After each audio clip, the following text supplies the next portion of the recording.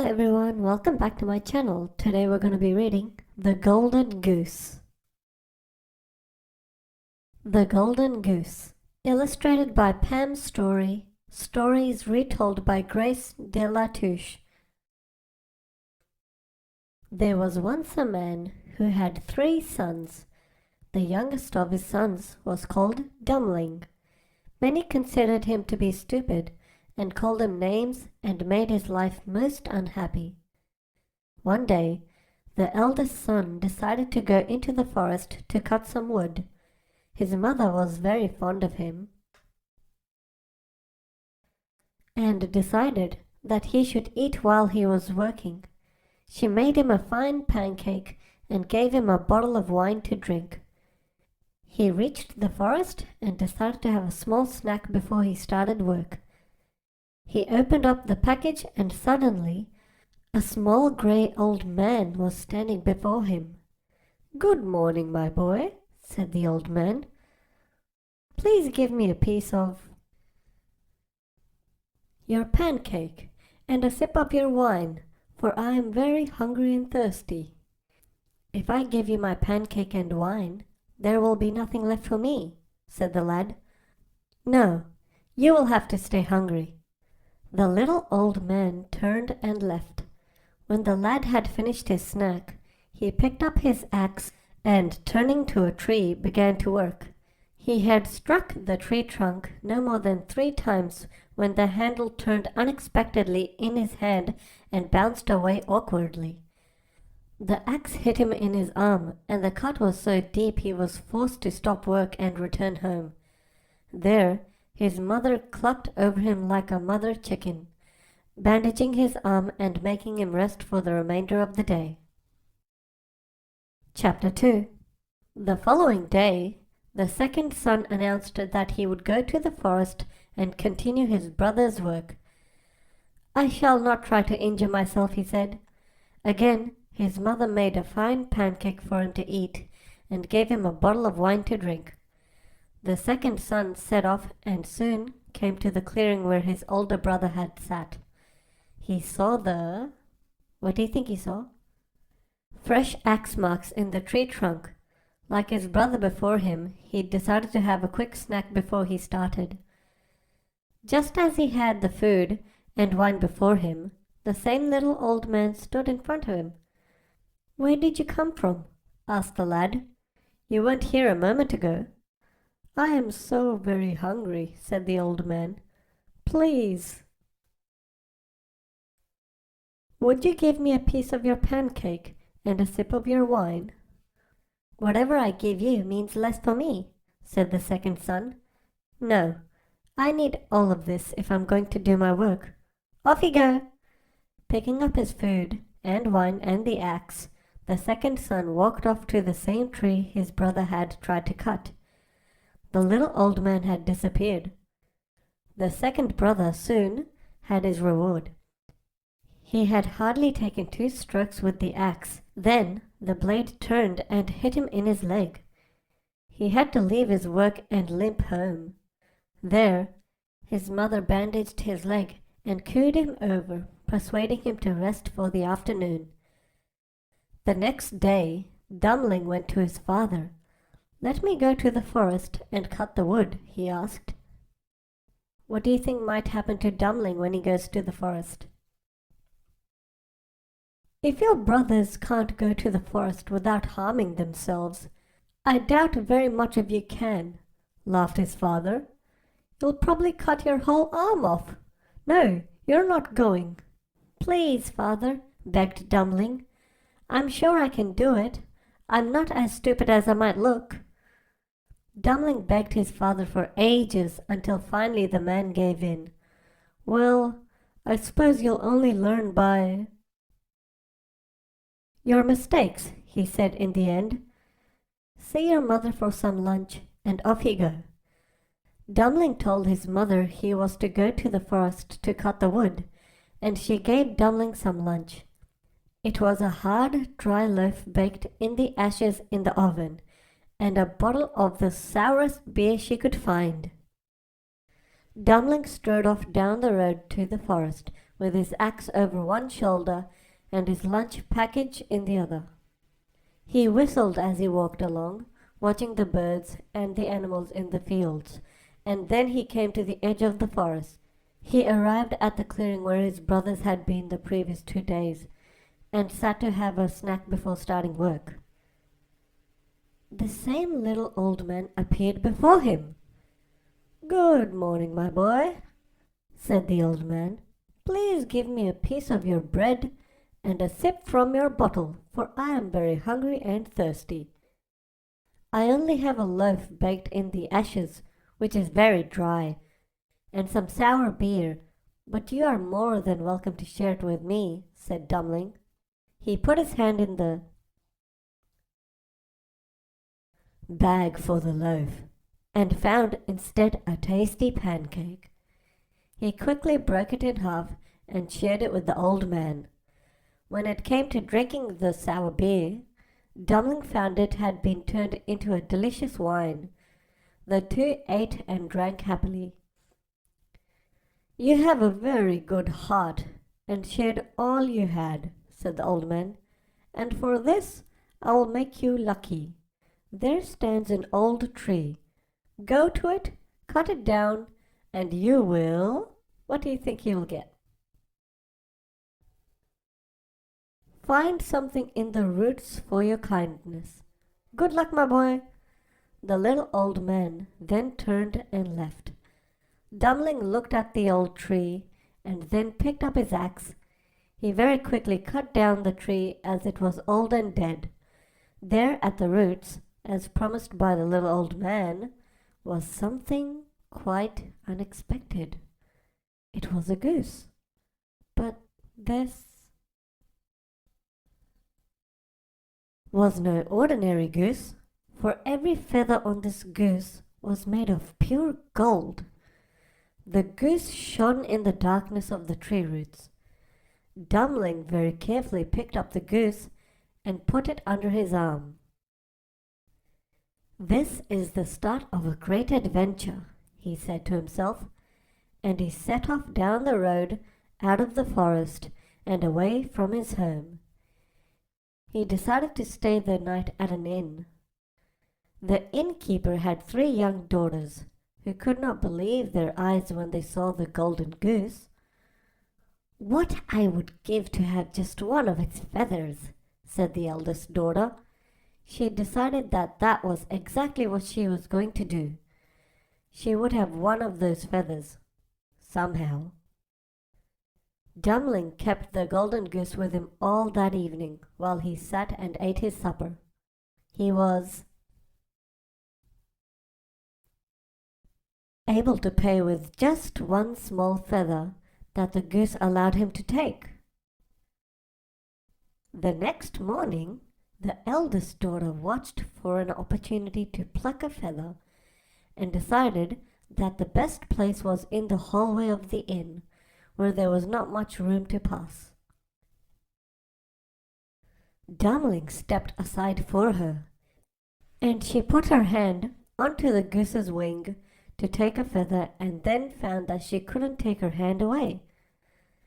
Her sister followed and reached out a hand to take a feather, but touched her sister's dress instead and found she was stuck fast. Dummling continued walking, ignoring the girls trailing behind him. The youngest sister came out of the inn to see what her sisters were up to. "Don't come near," cried the eldest sister. "For heaven's sake, keep away," said the second sister. "Why should I?" said the girl. "You're going somewhere. Does Papa know?" She reached to grab her sister's hand and then found that she was stuck. "What's happening?" she asked. "We did warn you," said the older sisters. Dummling walked on down the path, away from the inn. The girls had time to follow on behind, sometimes running, sometimes walking, sometimes along the path, and at the other times through the fields. All the while, Dummling ignored the 3 girls running behind him. As the cavalcade walked through a field, a What's a cavalcade? Parson saw them. How disgraceful, he exclaimed. 3 young girls chasing one young man across a field? He dashed after them and grabbed hold of the arm of the youngest sister. Come away now, he said. Leave the lad alone. And then he tried to take his hand away, but of course he couldn't. He was forced to follow the train. Dumpling carried the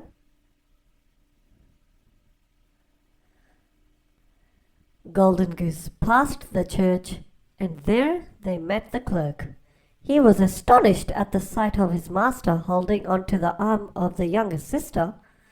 Master, he cried, where are you going in such a hurry? Don't forget, there is a christening today. He ran up and caught the parson by his robe, and take a guess what happened. Could not drop it again. The procession continued, and along one lane they met 2 farm labourers. Help us, cried the parson. The labourers went to pull away the clerk and found themselves stuck to him. What now? Asked the 7 followers.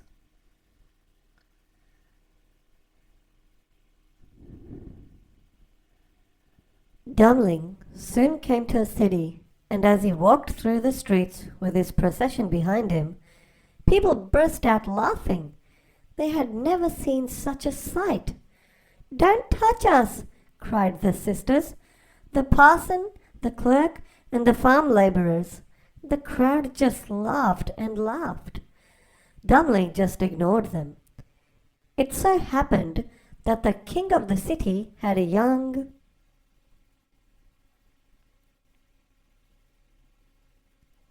daughter. He was very worried about her, for she very rarely smiled, and he had never heard her laugh.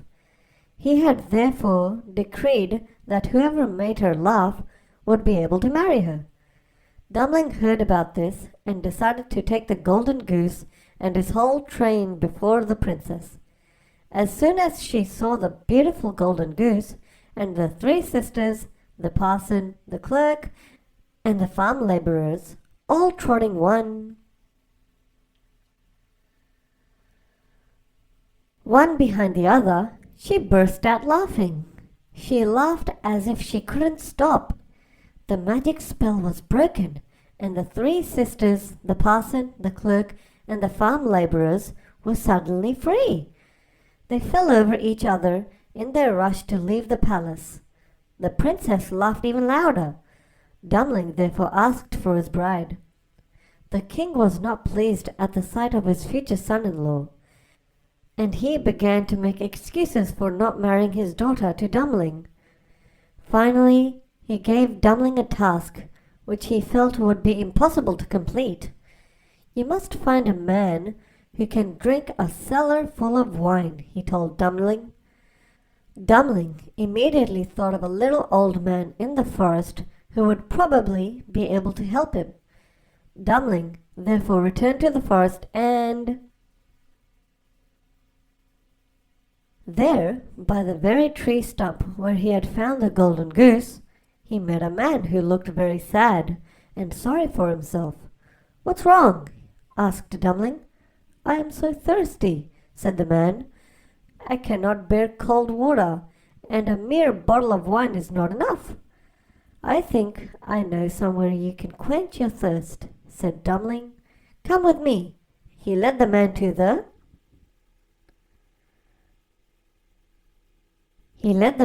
the king's wine cellar, where the man was able to drink and drink.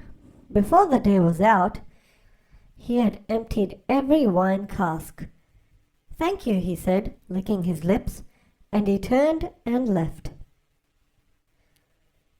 Dumpling went to the king to claim his bride. The king was not happy. He now knew the lad was called Dumpling, and he did not want his daughter married to him.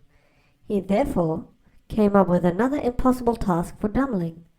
"You must find a man to eat a whole mountain of bread," he said to Dumpling. Again Dumpling went to the forest. There, in the same spot, he found a man who was strapping a great leather belt around him. He was pulling a terrible face. "What is wrong?" asked Dumpling. "I am so hungry," said the man. "I've just eaten an oven of bread rolls, and that was nothing to me. I've had to tighten my belt to stop myself starving." "I think I know where you can eat your fill," said Dumpling. "Follow me." He led the man to the king's palace, where the king had collected all the wheat of the kingdom and had a mountain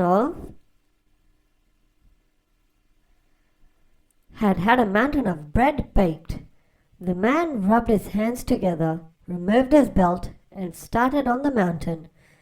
By the end of the day, the mountain had vanished. The man turned to Dumpling when he had finished. "That was delicious," he said. "Thank you." And he licked his fingers and left.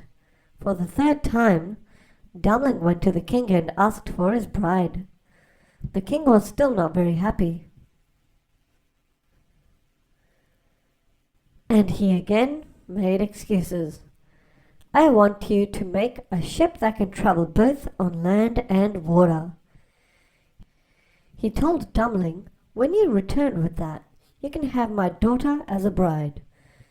Dumpling went immediately to the forest. And there he found the little old man. "What do you require?" he asked Dumpling.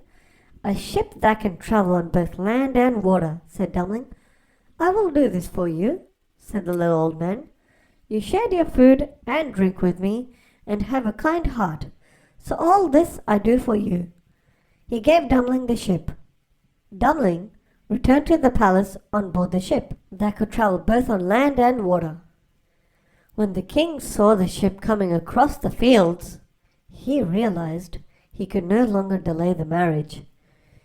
"You may have my daughter in marriage," said the king to Dumpling. The princess was very pleased, for she had fallen in love with Dumpling when she had first